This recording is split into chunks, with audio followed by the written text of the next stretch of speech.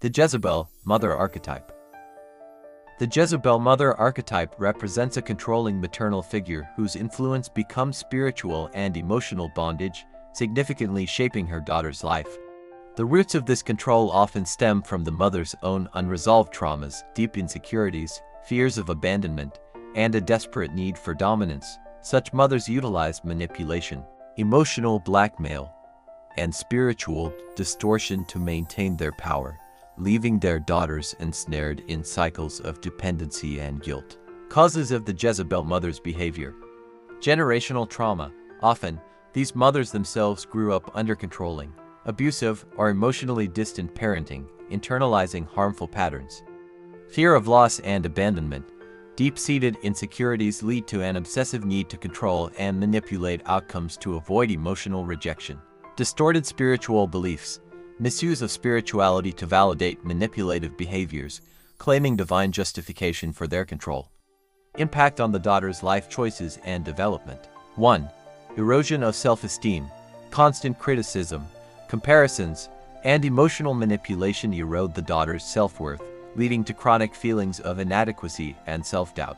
This often results in difficulties making autonomous decisions or pursuing personal dreams without external validation. 2. Dysfunctional relationships. Daughters of Jezebel-mothers frequently replicate dysfunctional relational dynamics, either gravitating towards overly controlling partners or becoming controlling themselves. Fear of abandonment may cause them to stay in toxic relationships far longer than healthy. 3. Distorted spiritual identity. Religious or spiritual manipulation skews the daughter's understanding of spirituality, creating internal conflicts between authentic personal beliefs and the distorted teachings instilled by the mother. The daughter might struggle with spiritual identity, harboring resentment toward spirituality, or become excessively dogmatic in attempts to gain approval. 4. Impaired emotional regulation.